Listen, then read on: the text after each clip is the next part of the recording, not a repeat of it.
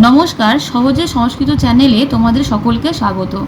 আজকে আমি তোমাদের অলংকার নিয়ে আলোচনা করব। তোমরা আমাকে অনেকেই কমেন্ট করেছো বা বলেছো যে অলংকার নিয়ে আলোচনা করবার জন্য, কারণ তোমাদের সিলেবাসে অলংকার থাকে, অলংকার ছন্দ, এইগুলো ছন্দটা আমি শুরুই করেছি।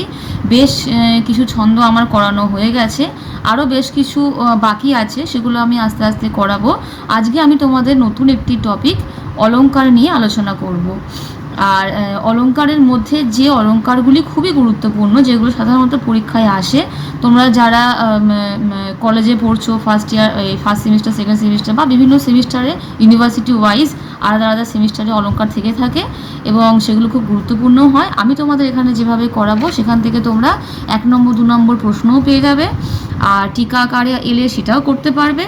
আর যদি বড় প্রশ্ন আসে সেক্ষেত্রে সেটাও তোমরা করতে পারবে। কীভাবে করবে সেটা আমি কোশ্চেন উদাহরণস্বরূপ কিছু কিছু বলে দেবো।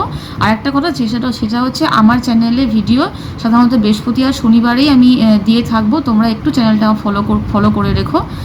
আর যদি তোমাদের আমার এই ভিডিওগুলি ভালো লেগে থাকে, আমার পড়ানো ভালো লেগে থাকে, তাহলে অবশ্যই চ্যানেলটিকে সাবস্ক্রাইব করে নেবে এবং বেল আইকনটি প্রেস করে অল নোটিফিকেশানটি অন করে দেবে। তাই চলো শুরু করা যাক আজকের আলোচনা।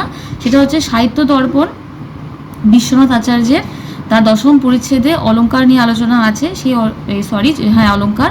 তো সেই তারই একটি প্রথম অলংকার উপমা, সেই উপমা অলংকার সম্পর্কে আমি আলোচনা শুরু করছি। দেখো আমার নোট, আমার নিজের সেই যখন আমি পড়াশোনা করেছি সেই খাতা, তো সেই খাতার নোট দেখেই তোমাদের বলবো। এই সম্পূর্ণ নোটটা আমার নিজের লেখা, আমি পড়ছি, তোমরা না বুঝতে পারলে পজ করে করে লিখে নেবে।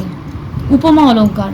সাহিত্য দর্পণকার বিশ্বনাথ কবিরাজ তাঁর সুবিখ্যাত সাহিত্য দর্পণ গ্রন্থের 10ম পরিচ্ছেদে কাব্য শোভাবর্ধক ও রসাদি উৎকর্ষ সাধক অলংকারের আলোচনায় প্রবৃত্ত হয়ে উপমা নামক অর্থালঙ্কারের উল্লেখ করেছেন। অলংকার, যে অর্থালঙ্কার, শব্দালঙ্কার দুটো ভাগ আছে, তোমরা সেটা সবাই জানো।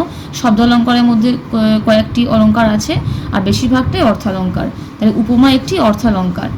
অলংকার সমূহের মধ্যে প্রধান এবং সাদৃশ্যমূলক অলংকারের উপজীব্যভূত অলংকার হল উপমা অলংকার।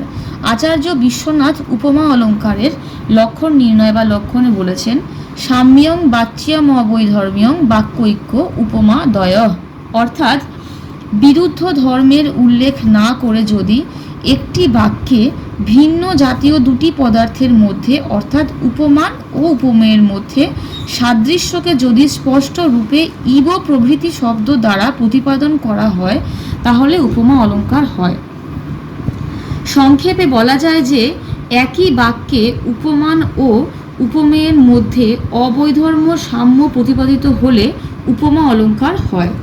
রসগঙ্গাধরে বলা হয়েছে, সাদৃশ্যং সুন্দরং বাক্যার্থ উপকারকম উপমালঙ্কৃতি, অর্থাৎ দুটি বস্তুর মধ্যে কেবলমাত্র ধর্মগত সাদৃশ্য থাকলেই উপমা হয় না, তাদের সেই সাদৃশ্যের মধ্যে সৌন্দর্য বা হৃদ্যতাও থাকতে হবে।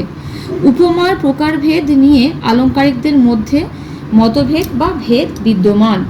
আচার্য বিশ্বনাথ লুপ্ত উপমাকে 21 ভাগ করে পূর্ণ উপমার 6টি ভাগ নিয়ে উপমার মোট 27 প্রকারের ভেদ স্বীকার করে বলেছেন, তেন উপমায়া ভেদা স্যুঃ সপ্তবিংশতি সংখ্যকা, দাড়ি দিয়ে ডবল কোটেশন। নিম্নে উপমা অলংকারের উদাহরণ দেওয়া হলো। দেখো দুটো লাইন দেওয়া আছে। অধর কিশলয় রাগ কোমল বিটপানুকারিণৌ বাহু কুসুমিব লোভনীয়ং যৌবনমঙ্গেষু স্বর্ণোদ্ধম। আলোচ্য শ্লোকটিতে অধর, বাহুযুগল এবং যৌবন হলো প্রস্তুত বা উপমেয়, আর কিশলয়ের রক্তিমা, কোমল বিটপ এবং কুসুম হলো অপ্রস্তুত বা উপমান। একই বাক্যে অধর ও কিশলয় রাগের, বাহু ও কোমল বিটপের, যৌবন ও কুসুমের মধ্যে অবৈধর্ম্য সাম্য ইব শব্দ দ্বারা বাচ্য হওয়ায় এখানে উপমা অলংকার হয়েছে। তোমরা বুঝতেই পারছো, অধর, বাহু যুগল মানে বাহু যে শব্দটি আছে সেটি দ্বিবচনে আছে, আর যৌবন এগুলো হচ্ছে উপমেয়। আর কিশলয়ের যে রক্তিমা মানে কিশলয়ের রাগও, কোমল বিটপ আর হচ্ছে কুসুম যেটা সেকেন্ড লাইনে রয়েছে, এগুলো হচ্ছে উপমান। তাহলে একই বাক্যের মধ্যে অধরের সঙ্গে কিশলয় রাগ, বাহুর সঙ্গে কোমল পিঠা বা যৌবনের সঙ্গে কুসুম। এগুলির অবৈধর্ম সাম্য। ইবো শব্দ, দেখো ইবো আমাদের এখানে উদাহরণে রয়েছে, ইবো কুসুম, ইবো কুসুম যুক্ত ইবো করে কুসুম ইবো, এই ইবো শব্দ দ্বারা বাচ্য হওয়া এখানে উপমা অলঙ্কার হয়েছে। তাহলে এই পর্যন্তই। তাহলে আজকে উপমা অলঙ্কারটাই পড়ালাম। এর পরে পরে মালোপমা, তারপরে অর্থান্তর, ন্যাস, যমক, এরকম অনেক গুরুত্বপূর্ণ আরও অলঙ্কার আছে যেগুলো আমি আজকে তোমাদের করাবো। তাহলে আমি যেটা করালাম সেটা তোমরা খাতায় অবশ্যই করে লিখে নাও এবং বাড়িতে প্র্যাকটিস করো।